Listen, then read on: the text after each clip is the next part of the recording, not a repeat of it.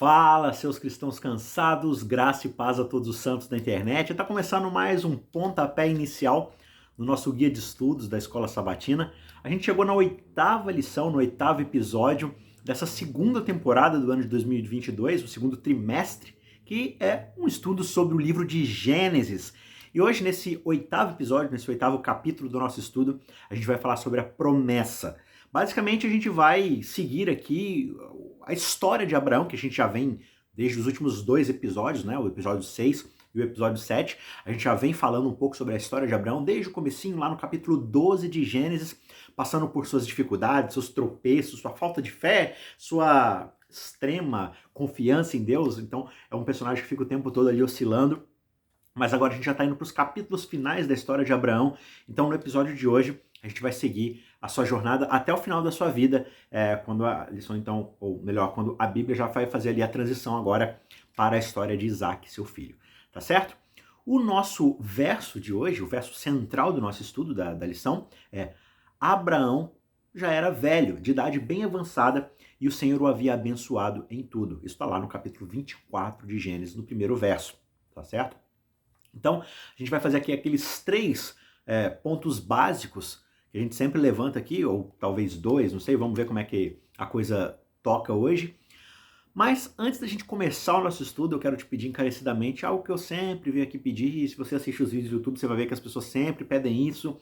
Mas por que elas sempre pedem isso? Porque, infelizmente, o YouTube é um lugar onde você briga por espaço, né? Briga no sentido aqui, né? Você fica disputando espaço com todo mundo. Então é difícil para as pessoas receberem exatamente aquilo que elas querem, né? Porque o YouTube fica o tempo todo mandando coisa. Então, como é que você faz para poder ter acesso, por exemplo, à Escola Sabatina e outros conteúdos, às vezes, de um canal que você quer especificamente, de alguém, né? Você já percebeu que talvez tenha algum vídeo, alguma pessoa que você gostava muito de acompanhar e faz tempo que você não vê essa pessoa no YouTube?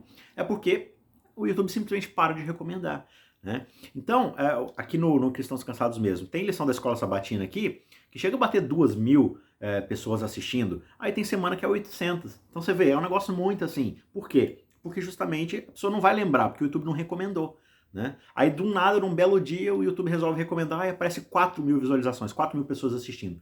Então assim, não é porque a gente quer visualização só por ter visualização, mas é aquela coisa, a gente se esforça, se estuda, prepara o conteúdo e a gente gostaria, né, que esse conteúdo fosse levado para mais pessoas. Como é que você pode ajudar a gente a fazer isso? Já falei demais aqui. Você pode ajudar dando o seu joinha, né, curtindo aí o vídeo. E se você puder se inscrever para ficar, né, atento a tudo que sai aqui no canal, a gente tem as meditações diárias também, né, todos os dias às 6 da manhã, a gente tem aí um estudo sobre algum trechinho da Bíblia, a gente está indo de Gênesis a Apocalipse, mas você pode também oferecer esse vídeo para outras pessoas, compartilhar essa lição para outras pessoas no WhatsApp, enfim, no Facebook, no Instagram, enfim, onde você achar interessante.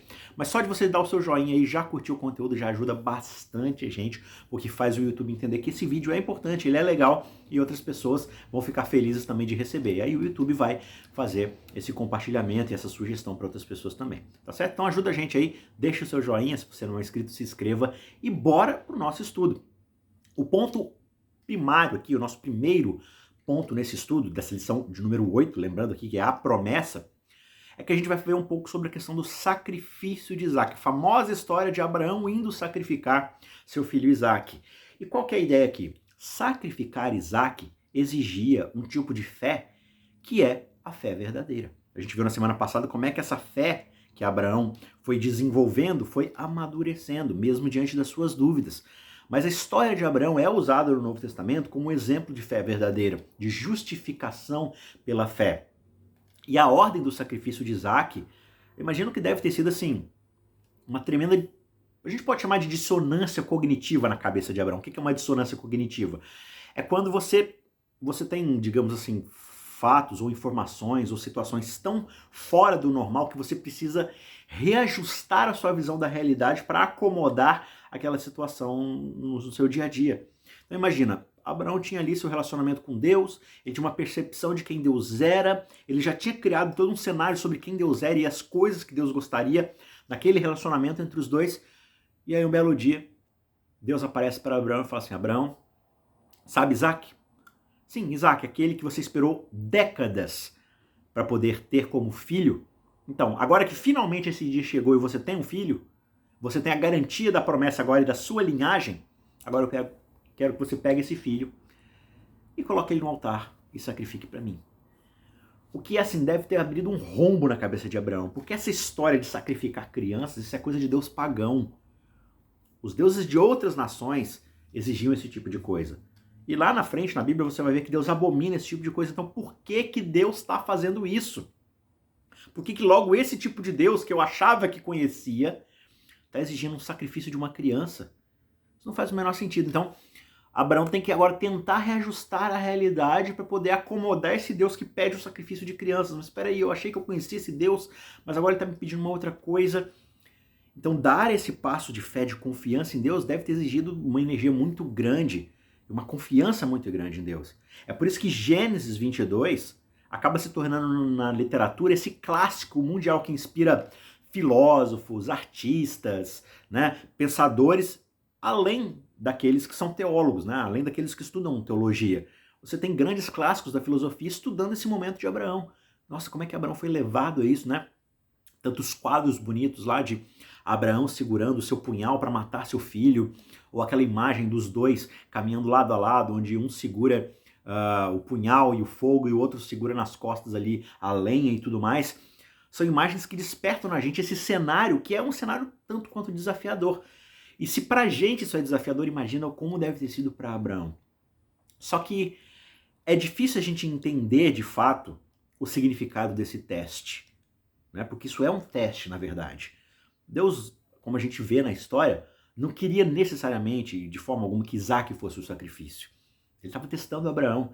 Ele estava rearranjando o coração de Abraão. Talvez Abraão tivesse transformado Isaac e o cumprimento da promessa num ídolo, né? Em vez do relacionamento com Deus em si. A promessa que deveria organizar a vida de Abraão em direção a Deus talvez tenha se tornado o seu objeto final, a última estação do seu metrô, digamos assim. Então, a ordem de Deus, embora ela contradiga a proibição bíblica contra sacrifícios humanos, que a gente vai ver lá na frente, por exemplo, em Levíticos 18, verso 21, e pareça ir na contramão da promessa que ele fez da aliança eterna que viria por meio de Isaac, ou seja, por meio da sua descendência, por mais estranho que isso possa parecer, você só vai conseguir entender à luz do contexto do teste de toda essa história.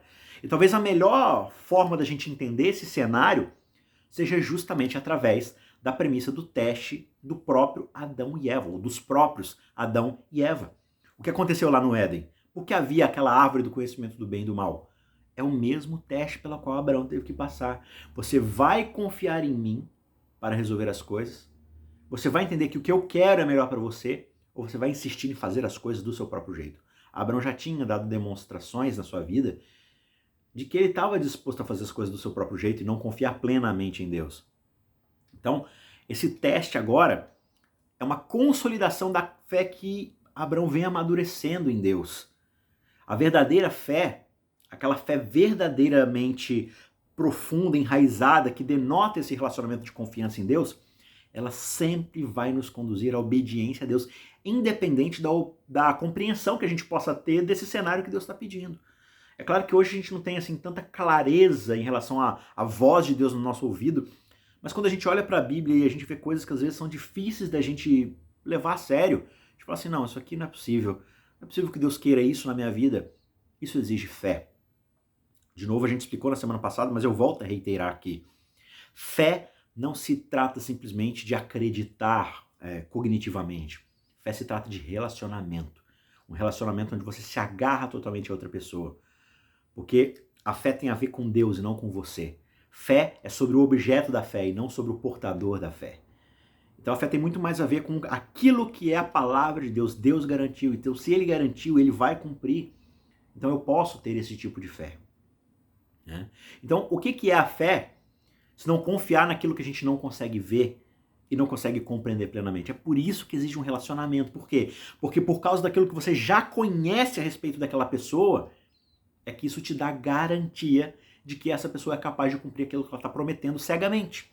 Então, confiar nos propósitos e nas ações de Deus, mesmo sem enxergar o resultado final, só é possível por causa daquilo que Deus já nos ofereceu antes. Por causa daquilo de quem Ele é, por causa do seu caráter, por causa da garantia que Ele nos dá de que é capaz de cumprir as suas promessas. E a disposição de Abraão de sacrificar Isaac foi a prova mais importante da sinceridade que ele tinha em relação à sua fé para com Deus.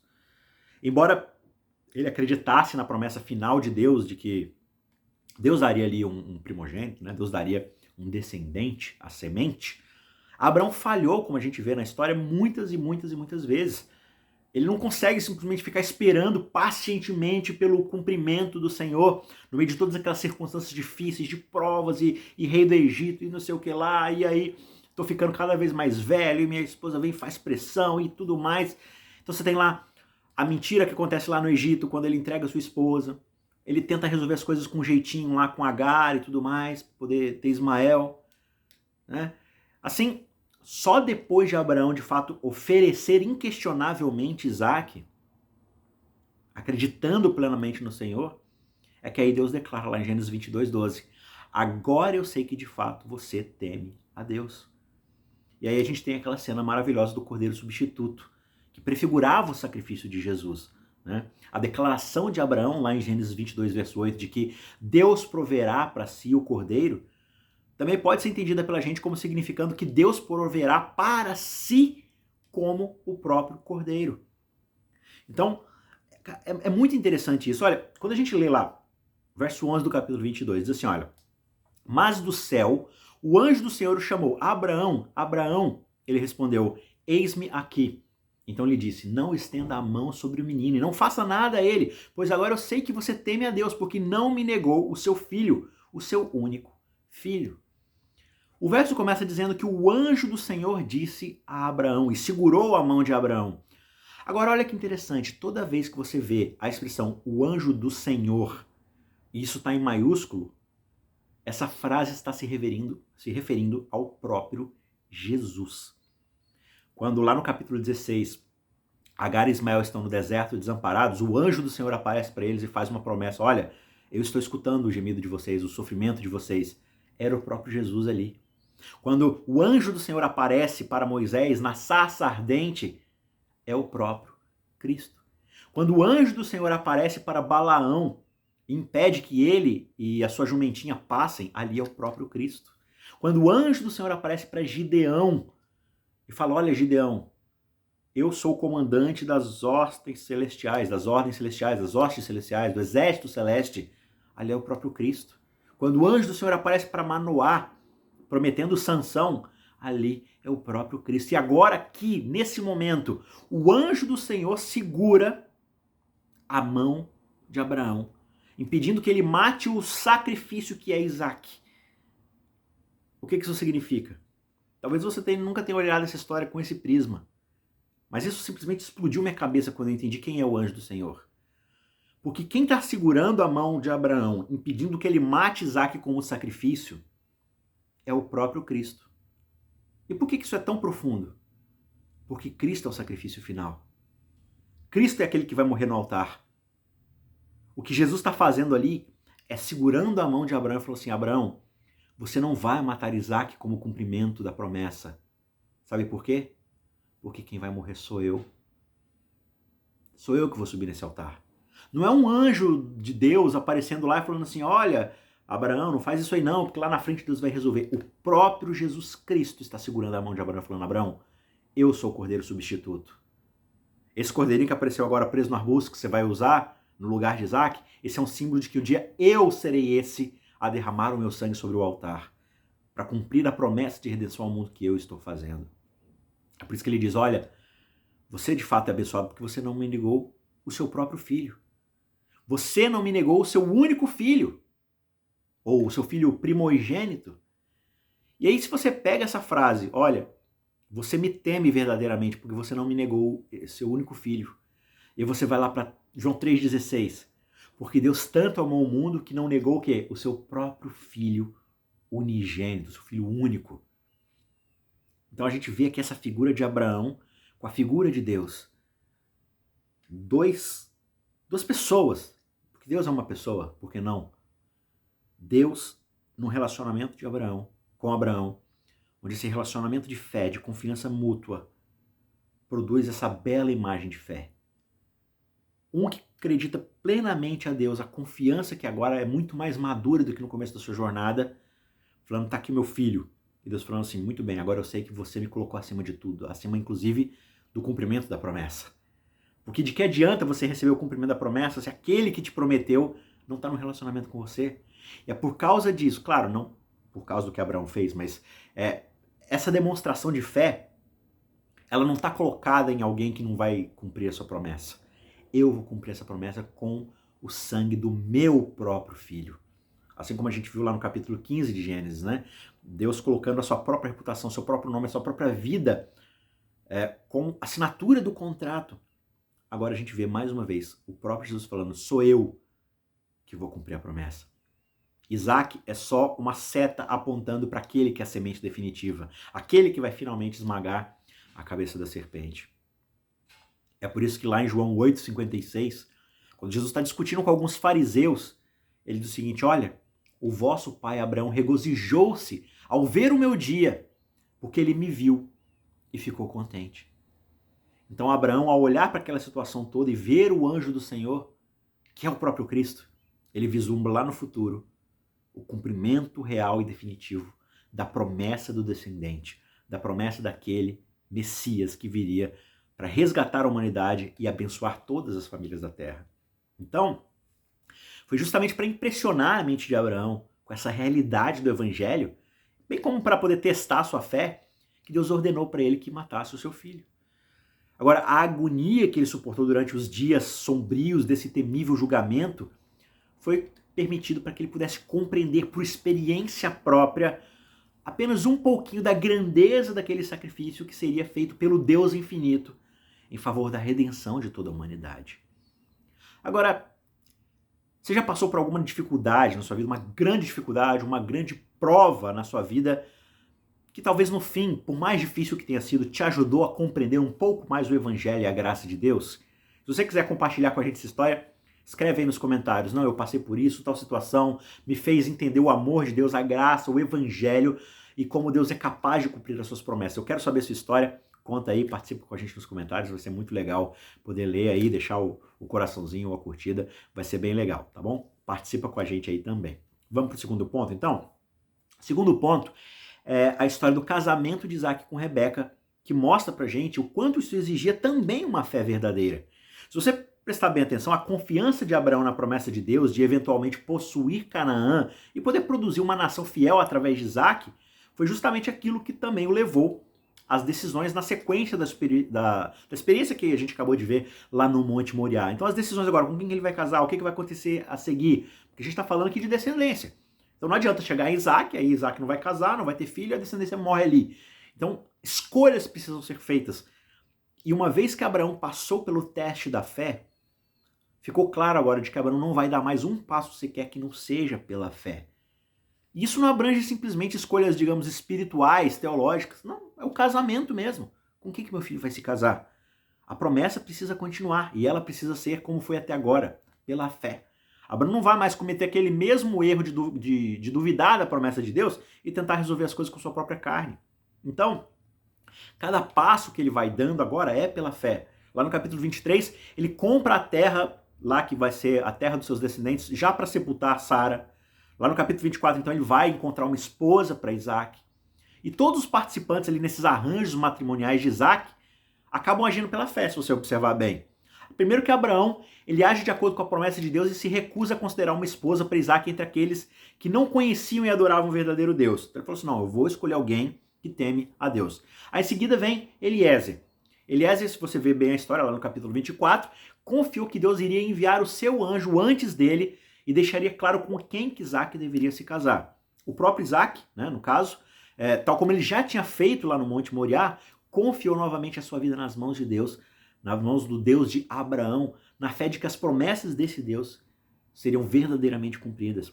E a própria Rebeca, a noiva, né, o consentimento dela para poder se juntar a Isaac sem sequer tê-lo visto antes, é também um ato dessa fé incrível que está circundando ali entre todos esses personagens, né, esses patriarcas e matriarcas e tudo mais.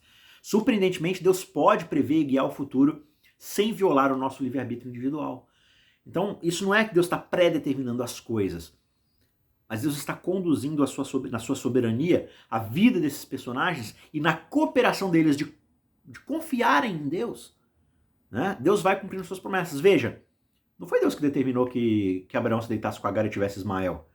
Como é que seriam as promessas de Deus cumpridas se Abraão não tivesse duvidado e feito essa besteira? Talvez elas viriam de forma muito mais fácil.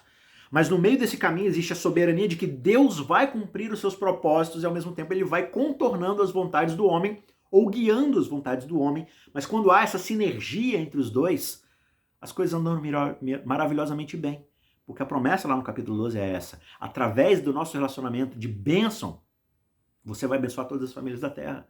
Então se você não resistir, se você não tentar atrapalhar os meus planos, as coisas vão ver muito mais maravilhosamente bem, certo? Então esse é o grande mistério que existe na Bíblia. Deus nos deu como seres humanos de fato o livre-arbítrio. Ele nos deu uma escolha de liberdade que ele não vai desconsiderar. Deus não vai nos atropelar com a sua vontade. Deus não é autoritário. Só que, no entanto, de alguma forma, apesar dessa realidade do livre-arbítrio humano e de muitas das terríveis escolhas que os seres humanos acabam fazendo com esse livre-arbítrio, usando de forma completamente descabida, a gente ainda pode confiar que no final das contas o amor e a bondade de Deus vão prevalecer de forma definitiva. Né? Por exemplo, um dos textos mais bonitos do Novo Testamento, Romanos 8:28, né? Todas as coisas cooperam para o bem daqueles que amam a Deus e são chamados segundo o seu propósito. Qual propósito é esse? De transformá-los à imagem do seu Filho amado. Então todas as coisas que acontecem na vida, sejam dificuldades, sejam bênçãos, sejam, sabe, coisas que não são prazerosas, mas tudo aquilo ocorre para que Deus possa nos transformar e nos lapidar à imagem perfeita do seu Filho. Esse é o propósito final. Né? A gente não vai ter o terceiro ponto hoje. Acho que esses dois pontos sintetizam bem ali o final da história de Abraão. Mas o que fica para a gente é que toda a jornada de Abraão é uma jornada de fé. Isso é o mais importante de entender. E fé não tem a ver com aquele que professa a fé. Claro que ele é uma parte importante, mas a fé, no fim das contas, tem muito mais a ver com quem é o objeto da nossa fé.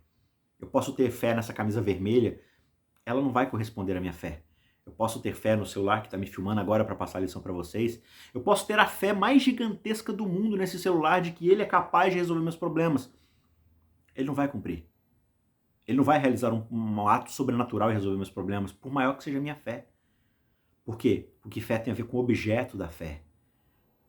E aí você pode ter a fé do tamanho de um grão de mostarda, Jesus diz. Mas se esse grão de mostarda, se essa fé minúscula estiver depositada em Deus, o objeto da nossa fé é gigantesco. Não importa o tamanho da fé. E Abraão, mesmo no começo, tropeçando, vacilando, a fé do tamanho de um grão de mostarda, Deus cumpriu sua promessa. Porque fé tem a ver com Deus e não comigo. E no final da sua vida, muito mais maduro, com uma fé muito mais profunda e trabalhada, Abraão vê e colhe os frutos dessas bênçãos de forma muito mais profunda. Por quê?